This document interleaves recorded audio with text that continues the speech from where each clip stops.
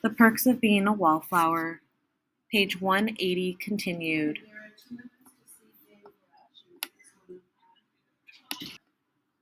June 13th, 1992, continued. Bill looks different without a suit.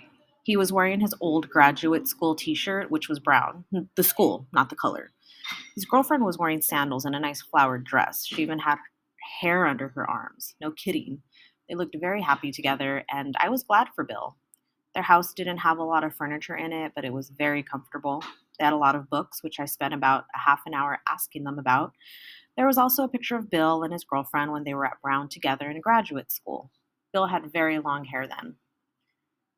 Bill's girlfriend made lunch while Bill made the salad. I just sat in the kitchen drinking a ginger ale and watching them. The lunch was a spaghetti dish of some sort because Bill's girlfriend doesn't eat meat. Bill doesn't eat meat either now. The salad did have imitation bacon bits though, because bacon is the only thing they both miss. They had a really nice collection of jazz records and they kept playing them all through lunch. After a while, they broke open a bottle of white wine and gave me another ginger ale. Then we started talking. Bill asked me about the fountainhead, and I told him, making sure that I was a filter. Then he asked me about how I liked my first year of high school, and I told him, making sure that I included all the stories in which I participated. Then he asked me about girls, and I told him how I really loved Sam and how I wondered what the lady who wrote The Fountainhead would say about how I came to realize that I loved her.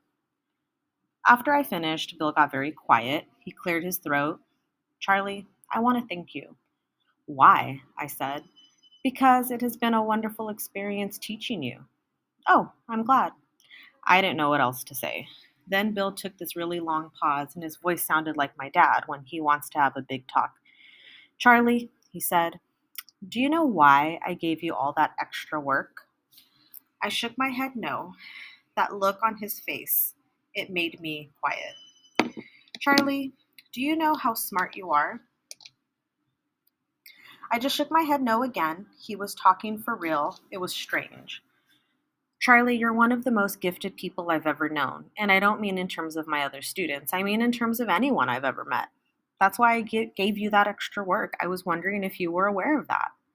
"I guess so. I don't know." I felt really strange. I didn't know where this was coming from. I just wrote some essays.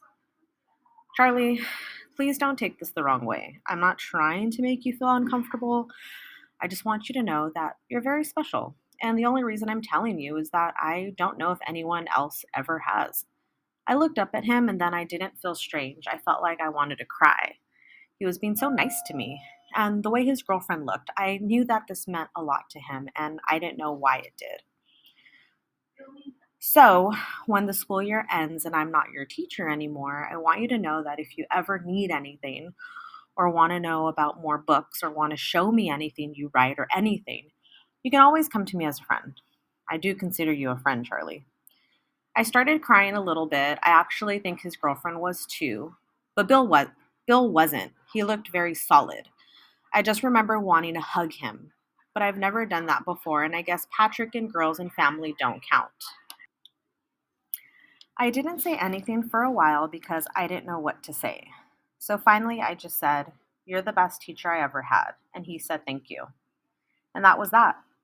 Bill didn't try to make sure that I would see him next year if I needed anything. He didn't ask me why I was crying. He just let me hear what he had to say in my own way and let things be.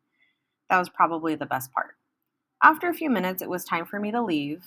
I don't know who decides these things, it just happens. So we went to the door, and Bill's girlfriend hugged me goodbye, which was very nice considering I didn't know her except for today. Then Bill extended his hand, and I took it, and we shook hands, and I even sneaked in a quick hug before I said goodbye. When I was driving home, I just thought about the word special, and I thought the last person who said that about me was my Aunt Helen. I was very grateful to have heard it again because I guess we all forget sometimes, and I think everyone is special in their own way. I really do. My brother gets home tonight, and everyone's graduation is tomorrow. Patrick still hasn't called. I called him, but no one was home again, so I decided to go out and buy everyone their graduation presents. I really haven't had time to do that until now. Love always, Charlie. June 16th, 1992. Dear friend, I just rode home on the bus. It was the last day of school for me today and it was raining. When I do ride the bus, I usually sit toward the middle because I've heard sitting in the front is for nerds and sitting in the back is for squids, and the whole thing makes me nervous. I don't know what they call squids in other schools. Anyway, today I decided to sit in the front with my legs over the whole seat, kind of like I was lying down with my back to the window. I did this so I could look back at the other kids on the bus. I'm glad school buses don't have seatbelts, or else I wouldn't have been able to do it. The one thing I noticed was how different everyone looked. When we were all little, we used to sing songs on the bus ride home from the last day of school. The favorite song was a Pink Floyd song, I found out later, called Another Brick in the Wall Part 2. But there was this other song we loved even more because it ended with a swear. It went like this: no more pencils, no more books, no more teachers' dirty looks. When the teacher rings the bell, drop your books and run like hell. When we finished, we looked at the bus driver for a tense second. Then we all laughed because we knew we could get in trouble for swearing, but the strength of our numbers would prevent any retribution. We were too young to know that the bus driver didn't care about our song, that all he wanted to do was go home after work and maybe sleep off the drinks he had at lunch. Back then, it didn't matter. The nerds and the squids were one. My brother came home Saturday night, and he looked even more different than the kids on the school bus looked compared to the beginning of the year. He had a beard. I was so happy. He also smiled different and was more courteous. We all sat down to dinner, and everyone asked him questions about college. Dad asked about football, Mom asked about classes, I asked for all the fun stories. My sister asked nervous questions about what college is really like and would she put on the freshman 15. I don't know what this is, but I'm guessing it means you get fatter. I was expecting my brother to just talk and talk about himself for a long time. He would do what he would do that whenever there was a big game in high school or the prom or something. But he seemed a lot more interested in what we were all doing, especially my sister with her graduation. So, while they were talking, I suddenly remembered the TV news sportsman and what he said about my brother. I got so excited and I told my whole family, and this is what happened as a result. My dad said, "Hey, how about that?" My brother said, "Really?" I said, "Yeah, I talked to him." My brother said, "Did he say something good?" My father said, "Any press is good press." I don't know where my father learns these things. My brother kept going. "What did he say?" I said, "Well, I think he said that college sports puts a lot of pressure on the students who do them." My brother kept nodding. But he said that it built character, and he said that Penn State was looking really good with their recruitment. And he mentioned you. My dad said, "Hey, how about that?" My brother said, "Really?" I said, "Yeah, I talked to him." My brother said, "When did you talk to him?" I said, "A couple of weeks ago." And then I froze because I suddenly remembered the other part, the fact that I met the man in the park at night, and the fact that I gave him one of my cigarettes, and the fact that he was trying to pick me up. I just sat there hoping it would go away, but it didn't. "Where did you meet him, honey?" my mom asked. The room turned pins and needles quiet, and I did my best impersonation of myself when I can't remember something. And here's what's going on inside my head. Okay, he came to school to have a talk with the class. No, my sister would know it was a lie. I met him at the Big Boy. He was with his family. No, my dad would scold me for bothering the poor man. He said it on a newscast. But I said I talked to him. Wait, in the park. I was there with Patrick, I said. My dad said, "Was he there with his family? Did you bother the poor man?" "No, he was alone." That was enough for my dad and everybody else, and I didn't even have to lie. Luckily, the attention was turned off me when my mother said what she likes to say when we're all together celebrating something: "Who's in the mood for ice cream?" Everyone was except for my sister. I think she was worried about the freshman 15. The next morning started early. I still hadn't heard from Patrick or Sam or anybody, but I knew I would see them at graduation. So I tried not to worry too much. All my relatives, including my dad's family from Ohio, came to the house around 10 a.m. The two families really don't like each other, except for all us younger cousins, because we don't know any better. We had this big brunch with champagne, and just like last year for my brother's graduation, my mom gave her dad, my grandfather, sparkling apple juice instead of champagne because she didn't want him to get drunk and make a scene. and he said the same thing he said last year. This is good champagne. I don't think he knew the difference because he's a beer drinker, sometimes whiskey.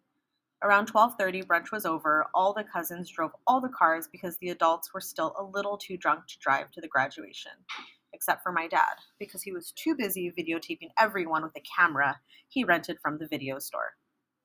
Why buy a camera when you only need it 3 times a year?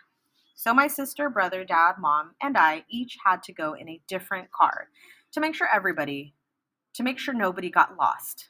I went with all my Ohio cousins who promptly pulled out a joint and passed it around. I didn't smoke any of it because I wasn't in the mood, and they said what they always say: Charlie, you're such a pussy. So all the cars pulled into the parking lot and we all got out. And my sister yelled at my cousin Mike for rolling down the window while he was driving and messing up her hair. I was smoking a cigarette, was his reply. Couldn't you wait 10 minutes? Was my sister's. But it was a great song, was his final word. So, as my dad was getting the video camera out of the trunk and my brother was talking to some of the graduating girls who were a year older and looking good, my sister went for my mom to get my mom's purse. The great thing about my mom's purse is that no matter what you need at any given moment, she has it. When I was little, I used to call it the first aid kit because that's all we needed back then. I still can't figure out how she does it. After primping, my sister followed the trail of graduation caps to the field, and we all found our way to the bleachers. I sat in between my mom and my brother since my dad was off getting a better camera angle. And my mom kept shushing my grandfather, who kept talking about how many black people were in the school. When she couldn't stop him, she mentioned my story about the TV news sportsman talking about my brother. This made my grandfather call my brother over to talk about it. This was smart on my mom's part because my brother is the only person who can get my grandfather to stop making a scene because he's really direct about it. After the story, this is what happened. Jesus, look at these bleachers. How many colored people? My brother cut him off. Okay, Grandpa, here's the deal. If you embarrass us one more time, I'm going to drive you back to the nursing home and you'll never see your granddaughter give a speech. My brother is real tough. But then you won't see the speech either, big shot. My grandfather's real tough too. Yeah, but my dad is videotaping it, and I can arrange it so I get to see the tape and you don't. Can't I? My grandfather has a really weird smile, especially when someone else wins. He didn't say anything more about it. He just started talking about football and didn't even mention anything about my brother playing on a team with black kids. I can't tell you how bad it was last year since my brother was on the field graduating instead of up in the bleachers making my grandfather stop.